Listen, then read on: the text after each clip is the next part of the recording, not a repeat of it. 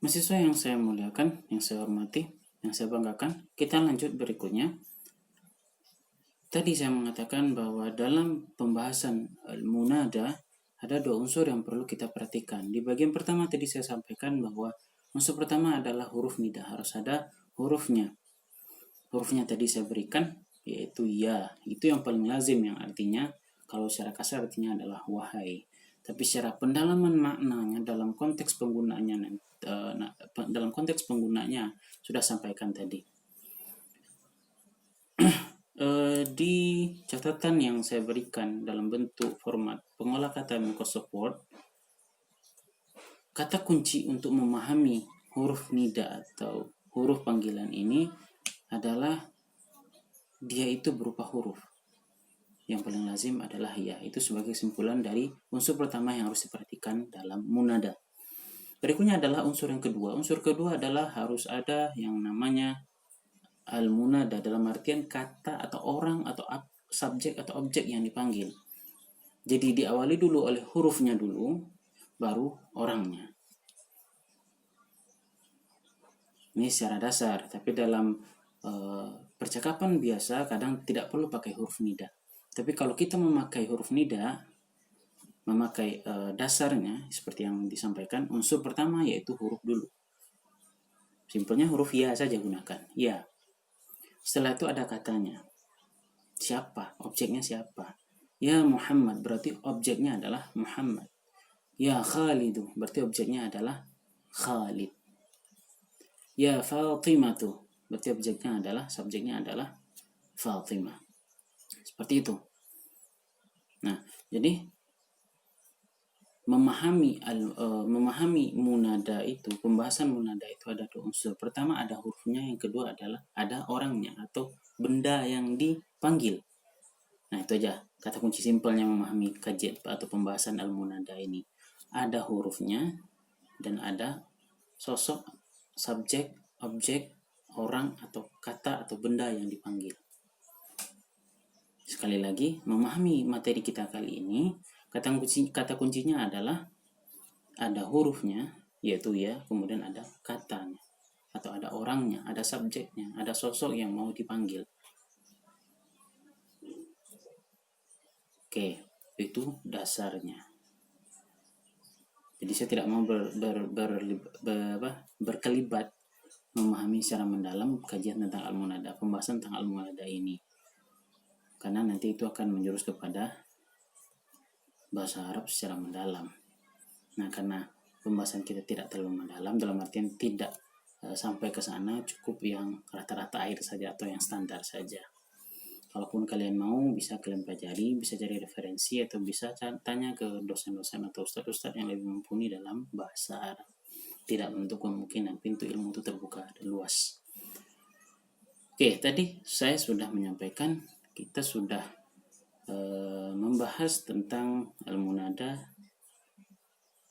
Al-munada itu apa? Cara memanggil.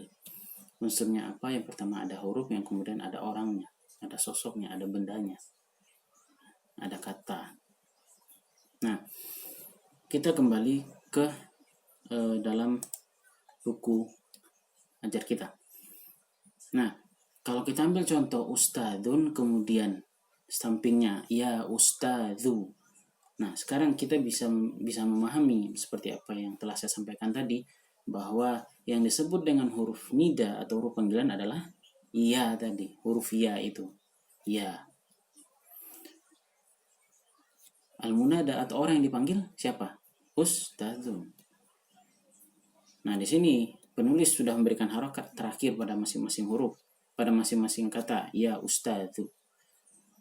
Nah, di sana sekilas kalian bisa memahami ternyata ada loh pengaruh huruf ya ini terhadap kata setelahnya. Karena dalam bahasa Arab, setiap kata kalau diawali oleh sebuah kata yang lain, ada dua kemungkinan. Bisa jadi berpengaruh, bisa jadi tidak. Misal, sebuah kata diawali oleh huruf jar, seperti kita pelajari pada pertemuan sebelumnya. Otomatis akan berpengaruh. Berpengaruhnya apa? Di harokat terakhir, berubah menjadi kasrah. Ada juga yang tidak ada pengaruh. Tidak ada pengaruh. dan harokatnya tetap itu juga. Nah, ini yang tidak bisa saya sampaikan, takutnya nanti melebar pembahasannya. Yang penting di sini kita bisa melihat bahwa pengaruh ya nida atau ya panggilan ini adalah kepada kata di belakangnya atau kata setelahnya. Fokusnya adalah harokat huruf terakhir kata tersebut. Ustadun ketika diawali oleh huruf ya menjadi ya ustadu, ya ustadu. Zainabu ketika diawali dengan huruf ya menjadi ya Zainabu. Loh Pak, kenapa Bapak bilang Zainabu? Kok enggak Zainabun? Nah, ingat kita udah belajar, kita sudah membahas pada pertemuan sebelumnya bahwa ada isim itu yang boleh bertanwin, ada yang tidak. Kalau yang tidak bertanwin, iya berarti ketika diawali oleh huruf ya tetap kayak gitu dia. Tidak bertanwin. Tapi kalau isim atau kata benda atau nama tersebut sudah bertanwin dari awalnya, ketika diawali huruf ya panggilan, maka tidak boleh bertanwin, dia tetap dhammah. Nah, oleh karena itu di sini saya lebih merucut bahwa karena ya tadi berpengaruh kepada kata setelahnya, maka muncullah kaedah, muncullah aturan.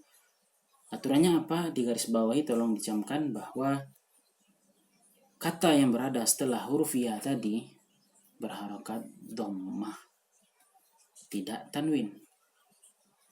Tidak tanwin. Makanya dicontoh ya Muhammadu, ya Khalidu, ya Fatimatu, ya Abbasu, ya Waladu, ya apalagi, ya Ustadu, ya Muallimu, ya Talibu. Tidak boleh ya Taliba, ya Talibi. Dhammah, tidak tanwin. Makanya dalam catatan yang saya berikan bahwa terkait dengan munada atau orang yang dipanggil itu ada kaedahnya, yaitu hanya boleh dhammah tanpa tanwin. Nah, bagaimana sih cara membentuk sebuah kata yang maknanya panggilan? Ya sudah, dalam latihan sudah diberikan contoh, yaitu tinggal menambahkan ya di depan kata yang mau dipanggil atau orang yang dipanggil. Ya tambah dengan nama orang. Ya Rizqi, ya Fikri, ya Rahim, ya Abdi, dan sebagainya.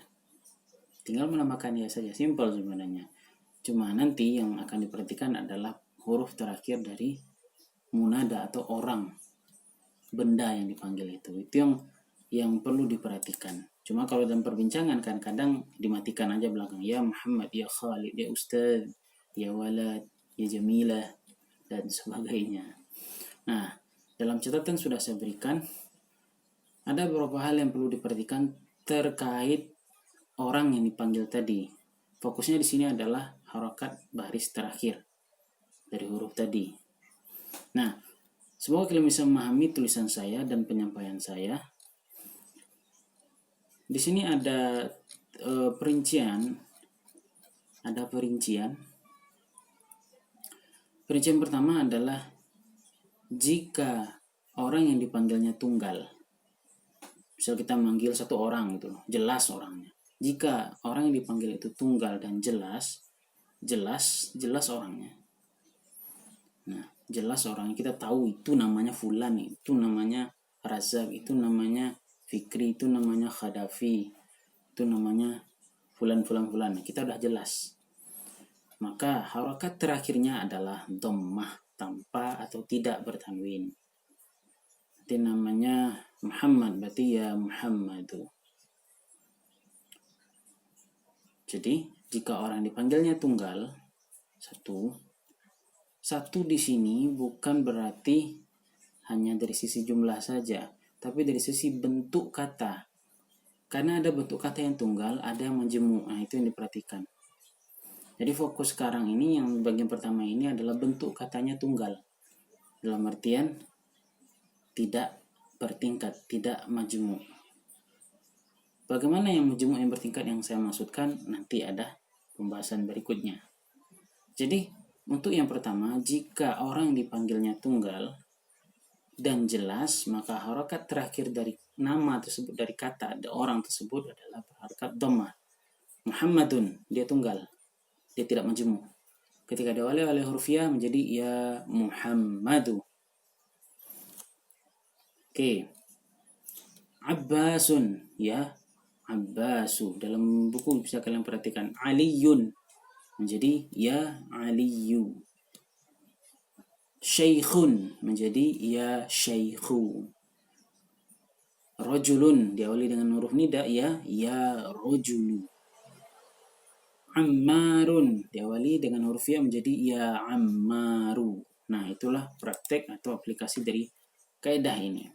Jadi kaidah pertama, jika orang yang dipanggilnya tunggal kemudian sudah jelas, jika nama atau jika kata yang dipanggil itu tunggal dan jelas, maka harokat terakhirnya adalah dhammah tanpa tanwin. Oke, semoga bisa dipahami yang pertama. Yang kedua, jika benda, orang atau sosok yang dipanggil itu tunggal tapi belum jelas, nah ini kaidah cabang ini bisa kalian cermati, semoga kalian paham. Tapi kalau tidak paham tidak masalah. Yang penting kaidah pertama tadi itu adalah kaidah dasar, bahwa setelah huruf ya nida tadi kemudian ada kata, ada nama, katanya tunggal, bukan kalimat majmu', bukan kata majmu', maka harokat terakhirnya adalah dhammah tanpa tanwin. Kaidah yang kedua ini, jika orang, kata, sosok, subjek, objek yang dipanggil itu tunggal, katanya, bentuk katanya tunggal, tapi tidak dijelaskan, tidak jelas. Dalam artian gini, misal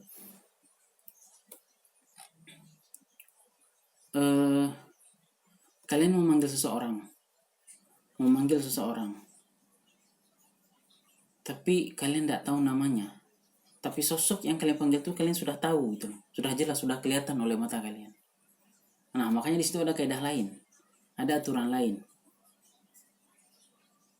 Pokoknya kalian manggil orang, kalian tidak tahu namanya, kalian sudah mengarahkan maksud panggilan kalian itu ke si fulan, kalian tidak tahu namanya. Nah, makanya kaidah di sini berlaku bahwa harokat terakhir dari kata, dari sosok, dari benda, dari subjek atau objek tadi yang dipanggil tadi itu berharokat fathatain. Berharokat fathatain atau tanwin fathah. Contoh nih, kita sedang menyeberang.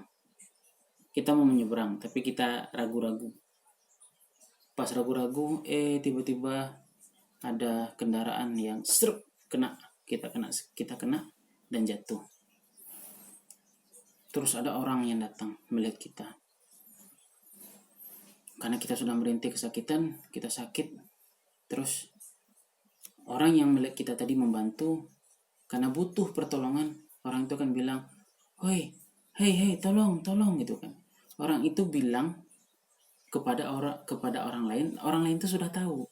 Maksudnya orang, gimana cara menjelaskannya? Misal, saya ganti bahasa saya. Misal, si A menyeberang, keserempet, jatuh, kelihatan oleh si B, terus dibantu oleh si B. Cuma karena si B tidak kuat, butuh bantuan yang lain, kelihatlah ada C, ada D, ada E. B ini langsung panggil, woi tolong gitu. Woi laki-laki yang ada di sana, itulah kalau bahasa kitanya, woi tolong. Si B ini tidak tahu nama si C itu siapa, D itu siapa, E itu siapa. Tapi dia sudah menetapkan target yang dipanggil. Targetnya si C, D, dan E. Nah, oleh karena itu, orang yang dipanggil itu, sosok yang dipanggil, bendanya itu diharokati dengan harokat terakhirnya adalah fathatain. Contoh di sini saya saya berikan dalam catatannya seperti ya rojulan, ya imro'atan. Dalam artian dengan penggunaan ya rojulan ini berarti kita sudah menembak target, kita sudah memastikan target kita siapa, tapi kita nggak tahu namanya. Ya rojulan itu kan laki-laki. Ya laki-laki apa? Siapa namanya gitu, masih umum gitu. Jadi kalau target kita sudah tahu, kita sudah melihat target tapi kita belum tahu sosoknya namanya gimana, berarti harokat terakhirnya adalah fathatain. Ya rojulan, ya mra'atan, ya umman. Berarti ibu siapa? Pokoknya ibu-ibu yang kita lihat di sana itu loh. Nah, seperti itu. Itu penggunaan tentang kaidah kedua ini. Semoga kalian bisa pahami. Kalau tidak bisa pahami juga tidak apa-apa. Yang paling pokok adalah kaidah pertama tadi, yang dhammah itu.